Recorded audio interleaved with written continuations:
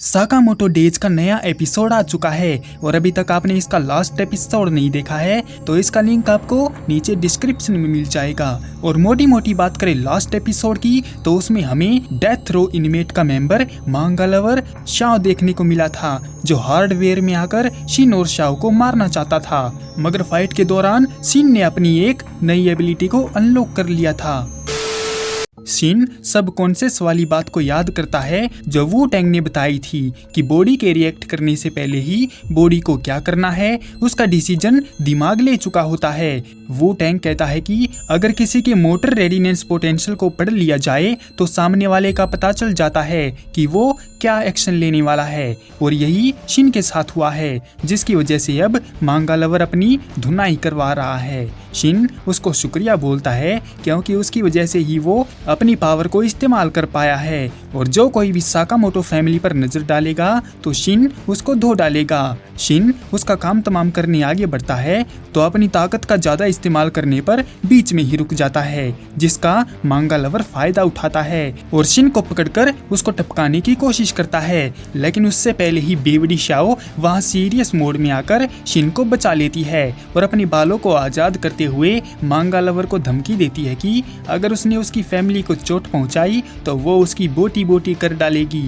Shin उसको देखकर हैरान था क्योंकि शाओ जब भी दारू पीती है तो कुछ ऊट पटांग हरकत जरूर करती है। तभी उसकी नजर पास में पड़े एब्सोल्यूट इथोनेल पर पड़ती है और शिन समझ गया कि वो बदली हुई क्यों दिख रही है, जबकि मांगा लवर भी हैरान था कि दो बच्चे उस पर हावी कैसे हो सकते हैं। तभी शाओ कहती है कि माफिया को आजकल हल्के में लिया जा रहा है। इतना कहकर वो शिन को दूर करती है और मांगा लवर के आते हुए अटैक से बचकर सीधा उसके चेहरे पर एक तगड़ी लात मारती है और उसे पकड़कर नीचे डालती है और उसके ऊपर चढ़कर उसको बताती है कि उसे अपने किए काम का भुगतान करना पड़ेगा। मतलब अभी तक उसने जितने भी लोगों को टपकाया है उसके बदले में उसे अपने शरीर के अंग कटवाने पड़ेंगे। उसकी बात सुनकर मांगा लवर बकवास करने लगता है तो शाओ उसके हाथ को इंजर्ड कर देती है, जिससे डरकर मांगा लवर रहम की भीख मांगने लगता है। तो शाओ कहती है कि वो उसे बिल्कुल भी माफ नहीं करेगी, और ये सुनते ही मांगा लवर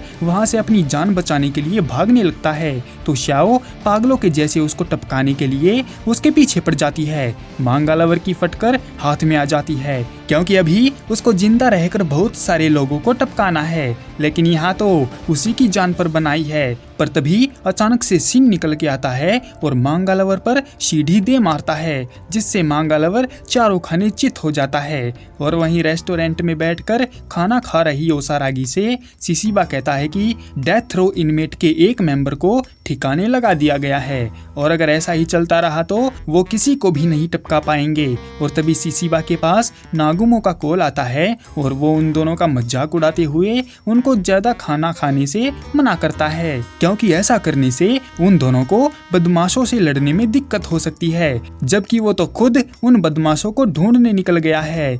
ये सुनकर ओसारागी अपना खाना जल्दी से खत्म करती है और बचा हुआ खाना सिसिबा के लिए छोड़कर वहाँ से अकेले ही फाइट करने चली जाती है, क्योंकि आज वो अपने दम पर जीतना चाहती है। उसके जाने पर सिसिबा का मन तो नहीं करता खाने का, मगर फिर भी वो खाने को तैयार हो जाता है। पर अचानक इस बात पर गुस्सा हो जाता है कि ओसारागी ने ये जानते हुए भी खाने में प्याज डलवा दिए कि उसे प्याज बिल्कुल भी पसंद नहीं है। और वहीं फाइट के बाद शिन और शाओ बेहोश हो गए थे, तो इसका फायदा उठाकर मांगा लवर वहां से निकल लेता है और एक टैक्सी वाले से एयरपोर्ट चलने को बोलता है, मगर टैक्सी वाला ये कहकर मना कर देता है कि उसके पास पहले से ही एक सवारी मौजूद है, जिस पर मांगा लवर उसे धमकी देता है कि अगर उसने उसकी बात नहीं मानी तो उसे टपका दिया जाएगा। ये सुनकर टैक्सी वाला डर जाता है और चलने के लिए मान जाता है, लेकिन जैसे ही मांगा लवर टैक्सी में बैठता है तो उसे पीछे वाली सीट पर ऑर्डर का आदमी हयो दिखाई देता है, जो उसे टैक्सी में ही घुसंट पेल कर सुला देता है। और वहीं होश आने पर शिन शाओ को जगाकर बताता है कि मांगा लवर भाग गया है और उन्हें जल्दी ही उसे ढूंढना पड़ेगा। पर अचानक से शिन के हेड में नई पावर की वजह से सिर दर्द होने लगता है। तो उसी टाइम वहां पर लोटर्स जा क्लीनअप क्रू के मेंबर आ जाते हैं और सफाई शुरू कर देते हैं। हैं, क्योंकि जो कोई हिटमैन आकर शहर को गंदा करता है तो उसको साफ करने की जिम्मेदारी इन्हीं लोगों की होती है। फिर शिन शाओ को डांटता है कि उसने एथोनेल क्यों पी लिया था, पर तभी उन्हें याद आता है कि इन सब चक्कर में तो उन्होंने शॉपिंग की ही नहीं। और वहीं पर ओसारागी अपने टारगेट को ढूंढते हुए पहाड़ी के एक मंदिर में जाती है और घंटा बजाकर प्रार्थना करती है कि वो उन बदमाशों को टपकाने में कामयाब हो जाए। पर तभी उसके पीछे डंप आकर खड़ी हो जाती है और उसे अपनी पावर से मंदिर में फेंक देती है और कहती है कि उसे बिल्कुल समझ नहीं आता कि लोग प्रार्थना करते हुए आंखें बंद क्यों कर लेते हैं। और वहीं ओसारागी के हाथ में एक सिक्का आ जाता है, जिसका मतलब है कि उसकी विश पूरी होने वाली है।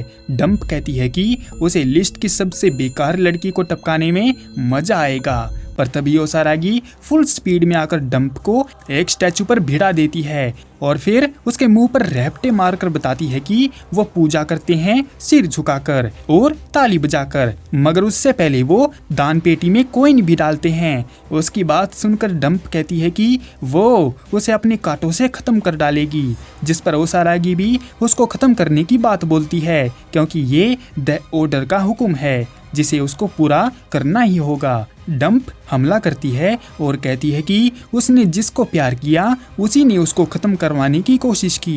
हालांकि डंप का प्यार हमेशा एक तरफा ही रहता था। वो चाहती थी कि सामने वाला भी उसी से प्यार करे और बाकी के लोगों की तरफ देखे भी ना, लेकिन सब कुछ डंप के चाहने से नहीं हुआ तो उसने सबको टपकाना चालू कर दिया और अब उसे अपने अगले प्यार की तलाश है जो उसे मिल नहीं रहा है। उसने कहा कि ओसारागी भी उसी के जैसी है, इसीलिए वो अपने आप को डंप से बेहतर ना समझे, जिस पर ओसारागी कहती है कि वो उसके साथ कंपैरिजन क्यों करेगी, क्योंकि उसकी नज़रों में डंप एक चींटी है जिसको पैरों तले कुचल देना चाहिए या फिर एक मक्खी के जैसे उसको टपका देना चाहिए। ये सुनकर गुस्से में आई डंप हमला करती है और ओसारागी के सूटकेस को अपने कांटे में फंसाकर नीचे फेंक देती है। उसे लगा कि अब ओसारागी खाली हाथ है तो उसे टपकाना बाएं हाथ का खेल होगा। वो अपने कांटे ओसारागी पर मारती है, जिनको देखकर ओसारागी हैरान होती है। उसे पता है कि ये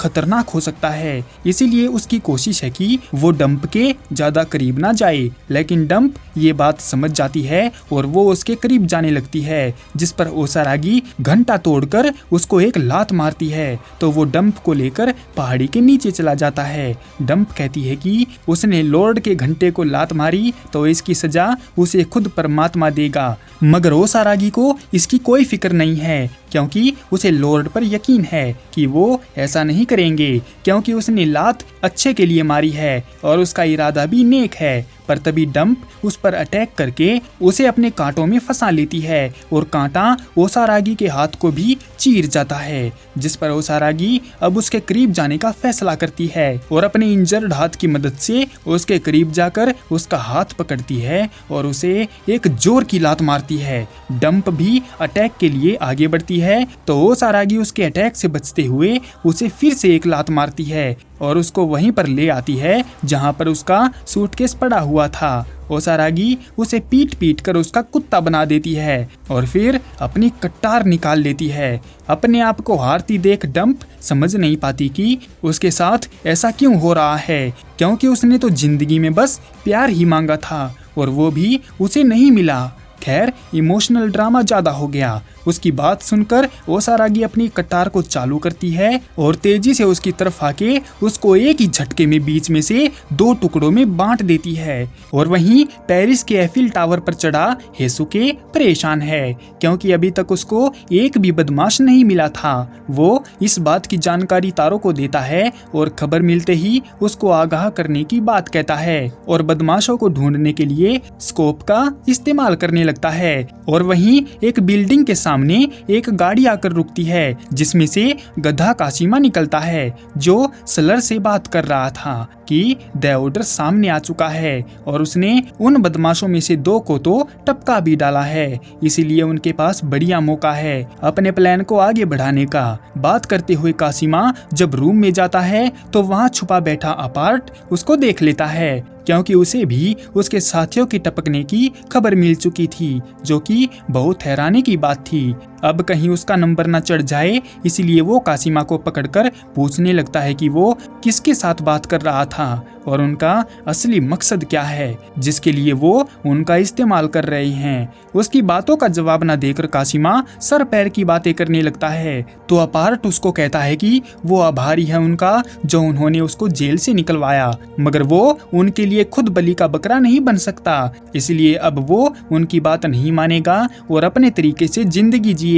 जिस पर कासिमा कहता है कि वो ऐसे धोखा नहीं दे सकता, क्योंकि डील के मुताबिक उन्हें लिस्ट के बंदों को टपकाना ही पड़ेगा। लेकिन अपार्ट उसकी एक नहीं सुनता और उसके टुकड़े टुकड़े कर देता है और वहां से चला जाता है। कासिमा ने उसको हल्के में ले लिया था, जिसका अंजाम उसको भुगतना पड़ा। वो अपार्ट को रोकना चाहता है क्योंकि वो उनका सारा खेल बिगाड़ सकता है, मगर लाइन पर बैठा सलर उसको रोक देता है, क्योंकि बिना जोखिम उठाए कोई भी प्लान सक्सेसफुल नहीं होता। इसीलिए सलर चाहता है कि वो बदमाश अपने मन की करे और शहर में खौफ मचा दें। और वहीं पर मिनिमलिस्ट तारो के स्टोर तक पहुंच जाता है, जहां पर अंदर आओई तारो से बात कर रही थी कि उसे चिंता करने की कोई जरूरत नहीं है, वो स्टोर को अकेले ही संभाल लेगी। पर तभी अंदर मिनिमलिस्ट आ जाता है, तो आओई को लगा कि वो कोई कस्टमर है, इसलिए वो उससे पूछने लगती है कि उसे क्या चाहिए। लेकिन मिनिमलिस्ट कुछ नहीं बोलता और उसे घूरता रहता है। क्या मिनिमलिस्ट आओई को टपकाने आया है या कुछ और बात है, देखेंगे अगले एपिसोड में जो नेक्स्ट वीक आएगा। तब तक के लिए सायोनारा।